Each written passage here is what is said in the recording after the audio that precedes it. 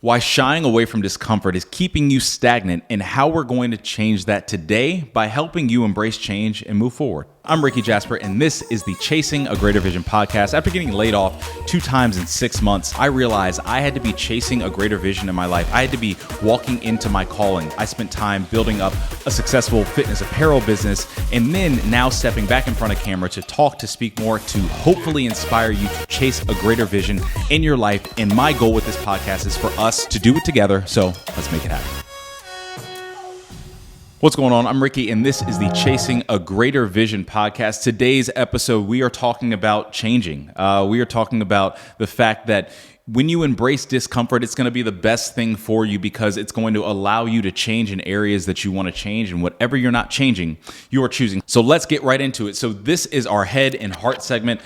It's really whatever hit me in the head made me think logically about something, and whatever hit me in the heart made me feel a way. And this segment, it could be a quote, it could be something I saw on social media, whatever made me, it really hit me. So today's quote is, whatever you're not changing, you're choosing. And I mentioned that before, and I think it's such a poignant quote. So from a head perspective, it made me really think logically. You're not a victim of circumstance in all cases. Some circumstances you just can't change, but a lot of circumstances you can change. And that's just from a logic perspective. And I really think that sometimes we don't think about that. We think that, whatever circumstance that we're in, we are a victim of it. But the reality is you're choosing that if you aren't choosing to change it. From a heart perspective, it really exposed areas where I realized, wow, there's areas that I want to change in, but I'm not changing in. And I am just acting victim to this circumstance that I actually can change. A kind of interesting, very personal story. If you know me, if you've listened to this podcast or heard the first few episodes, you might kind of know. But in the summer of 2022, from a mental standpoint, I was not all there.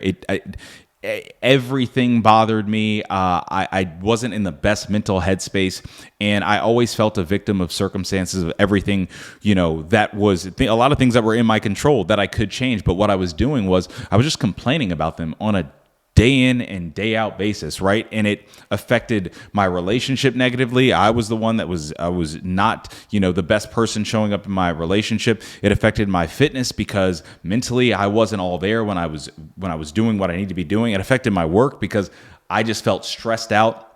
And what I realized was, I'm not getting the necessary tools and necessary help to help me in an area that I want to change. If I want to change and be a better man, if I want to change and be able to handle complex emotions better, if I want to change and be able to find a path forward that allows me to have sustainable habits to be better in the future, then I need to actually make the change. Because when I'm not doing it, every day that I'm not doing it, I'm choosing and I'm voting for a person who I don't want to be. And I think we have to think of it like that is, if you are acting in areas where you know that you shouldn't be and know that you really don't want to be, frankly, you're actively choosing to do something that is opposite of where you want to go. And for me to kind of wrap that story and round that story out, that was jumping back into therapy. That was having a lot of deep conversations within my relationship. That was having a lot of, one-on-one alone time with God, my daily devotion, and really mapping out the habits that I had and mapping out the habits that I wanted to have and really changing those no matter what came with it. So that really hit me in my head, hit me in my heart. Again, whatever you are not changing, you are actively choosing. So you have to think of that, write that down. I hope that hits you in your head and in your heart as well this week. Stepping into our next segment, our tips and tricks. This segment is to give you really life practical tips to step through certain things. So this isn't a podcast where we just talk about things and, abstract things. These are tips that have helped me. These are tips that I do on a daily basis and really try to live in. So today's tips and tricks are how to create massive change, even when making massive change feels uncomfortable, because it will feel uncomfortable. So number one, it's going to be 3 of these. Number one is create a sense of urgency. We don't like to make change unless it's urgent, right? And sometimes when it's urgent, it is too late. I think about the phrase, the best time to look for a job is when you have a job. And you kind of want to think about your life like that. Even if you're in a place that's somewhat comfortable, and you know that it's a little too comfortable and you want to change, that's where you make the sense of urgency. You don't do it when it's too late. You don't do it when you feel like, oh, I have to do it now because everything's hit the fan and everything has kind of crumbled and now I have to do it, because making a change then hurts that much worse. Whatever you need to do to create a sense of urgency, for me, it's dates on a calendar. We just moved here to Texas from San Diego, and we were actually going to do it a year later at the end of 2023 or at the beginning of 2024. But what we did was we really looked at where we wanted our life to be, what I wanted my life to look like when it came to the things that I love doing.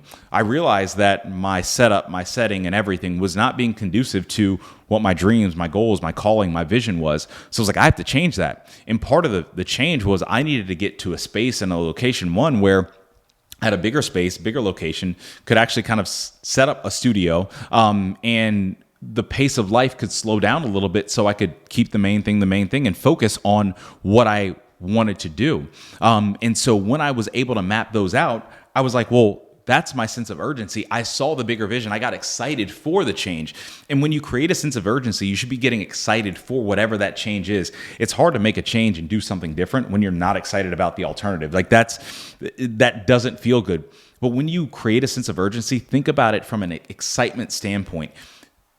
Make sure that you are hyped for the next phase of whatever it is, because what it's going to do is it's going to make the current phase look a little less attractive. And I'm not saying don't appreciate where you're at or where you've been, but what you want to do is you want to make the next area of your life attractive and exciting, while appreciating the present, while understanding that you're making steps to get there. So again, create a sense of urgency. The next thing is take a risk with faith at the forefront. This, my friends, has basically been my life. I could talk about this for hours. I will save you all the hours. I'm a classic risk taker while also hating change at the same time. I complain about change all the time, but I'm like, well, I'll take the risk and kind of see what comes of it, and I'll complain for a little bit after, and I'll just kind of settle in. Take a risk. So in 2017, 2018, I believe, I was running 413 Apparel, an athleisure, faith-based athleisure athletic apparel company, and it was before we really popped in revenue and in profit, right? And I had put basically everything I had into it. I think I was like down to like $700 in my bank account, maybe. Credit card was maxed out. I was like, please, bank, give me some more credit so I can just keep running up my credit. It was bad. The beautiful thing about that, and I had jumped back into tech then so I could get some more finances to be able to do, what I really loved at the time. And I will say shout out to my parents, because they just instilled so much trust in me by, the way in which they poured into my life. They called me that day and they were just like, hey, and this was in June or July, I believe, of 2018. It's blurry at this point. I believe it's 2018. And they were like, well, we're going to pay your rent for the rest of the year because we don't want you to quit on 413. And it was interesting because, not everybody is that lucky, so I'm very aware of that. But what it did for me was it almost rewarded my risk taking. And it made me realize that, okay, if I take a risk out of faith, then something else is going to happen. Something good's going to happen and come from it. And I don't know what that is, right? And I can't tell you what that is for you. But what I can say is because of that, because I took a risk, I was able to continue to work on that business. And it made risk so much more easy to take as my life has gone on. And the more that you take risks and the more that you put faith at the forefront and the more that you realize, okay, God's going to provide and some things are going to happen for you and for your benefit and for your good, you're going to realize that risks aren't all that bad because they're pushing you into a new season. They're pushing you into a greater calling. They're pushing you into where you really should be. And that's what you have to do. You don't know the next step until you take it. So make sure you're taking that step. The third thing is look at discomfort as growth. This for me has been a beautiful thing because it's almost a mantra that it is a mantra that I have in my head when things get tough. If you guys have seen the content, me running with the weight vest and doing all that, it's tough. It's not comfortable. Doing workouts and certain things aren't comfortable. Stepping into now a new space, bigger home, more responsibilities and all this. These things aren't comfortable.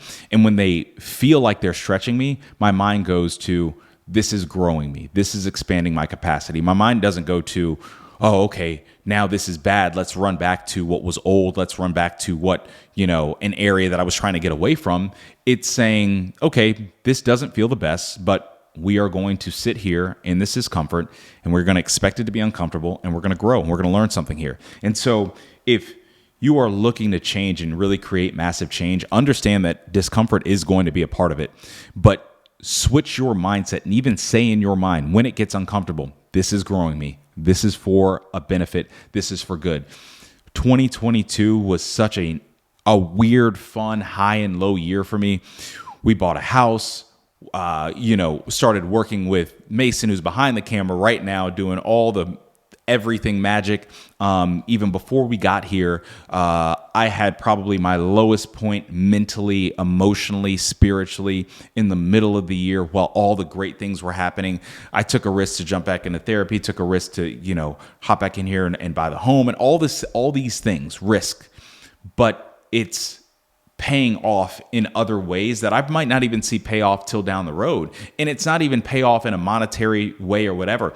What I want to do is I want to help people and I want to inspire people. And maybe this inspires somebody else to not give up or to make a massive change, which becomes a domino effect in their life, which becomes a domino effect in other people's lives. I just don't know. But what I know is that looking at discomfort as growth can be a domino effect for so many other things. And if you look at that, and also if you notice that people are watching you, I don't know who you are that's listening to this, but people watch you and they take inspiration from you, whether you know it or not, whether you like it or not. How you respond to challenges is mostly how people take inspiration from you. I'm sitting behind this, in front of this camera right now doing this because I've been inspired by great people who have walked through a lot of discomfort and have still showed up and lived out their dream and lived out their calling no matter what. And so I'm like, well, if they can do it, I can do it. I am a beneficiary of them doing it. So hopefully somebody else is a beneficiary of me doing it. So sometimes it's growth. And I'm going to keep saying this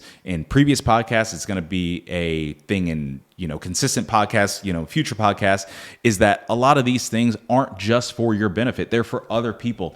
And that's a powerful thing because we actually get the ability to make the world a better place just by doing one small thing. So to kind of recap this whole thing and how to create massive change, especially when you're feeling uncomfortable. Number one, create a sense of urgency. It's got to be exciting. The change, the new thing has to be more exciting than the current thing or the old thing. Number two, take a risk with faith at the forefront. You have to have faith. You have to have faith that it's going to work out. You have to have faith, that you believe that you can do it. You have to have faith that God has a bigger plan for your life. Take that risk because you know that once you take that step, something's going to be there to catch you. And then number three, look at growth as discomfort. It's a mindset thing. When things get tough, the going gets tough, when you feel, when you feel that hit that, I don't like this feeling, just mentally transition it. Hey, that's growth.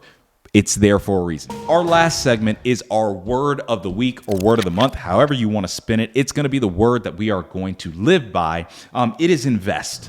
And it's going to be investing in yourself so you can create the changes that you need to do. In order to create change, there's some self-investments that you have to do. There's some self-work that you have to do. There might be some monetary investments that you have to make. There might be some research investments that you have to make to move to a different location. Whatever that is, invest the time. Because when you invest, this thing called ROI, return on investment, you have to think about that. When you invest, there will always be a return. Now, here's the caveat. What are you investing? Are you investing time, money, attention, finances, resources into old things that aren't getting you where you want to be because you're going to get a return on that? Are you investing negative thoughts, behaviors, patterns into your day-to-day because you're going to get a return on that? Or are you investing a level of faith, positivity, walking in better habits, better direction into your life because you're going to get a return on that? And, those are the things that you want to focus on. Take a list and write a list of everything that you're investing in day to day. And that's mostly not a monetary thing. Monetary, that's one thing, right? What are you investing into your mind? What are you investing spiritually into your faith walk? What are you investing into your body, your fitness? What are you investing into your relationship? What are you investing into your job? What are you investing into other people? Those are a whole bucket of things that aren't even finances. And then what are you investing with your finances? I'll use this, for example. I'm investing in this, so hopefully I can reach other people. If you write those down and you write down what you're investing into those, and if a lot of those you're just scratching through because you aren't investing anything into anyone, start investing. Or if you're investing things the wrong way, switch them, because you will get a return on that. And life is ultimately the return on investment in specific areas that you're at. So if you're investing in the right areas, you're going to get some great return back, and other people are going to be the beneficiary of your investment. That's the other aspect of investment. So I hope that this particular episode helps you chase a greater vision so you can change in an area that you want to change and create that excitement, move, grow, do the things that you want to be, do, grow in. And we'll just continue to do this together. This is Chasing a Greater Vision. I'm Ricky, and we will see you next time. Thank you all so much for watching the Chasing a Greater Vision podcast. If you like this podcast, please like, comment, subscribe, hit the bell, send it to friends, use a carrier pigeon, do whatever you have to do. We hope that this inspires you to chase your greater vision in your life, and for us to continually and consistently do it together.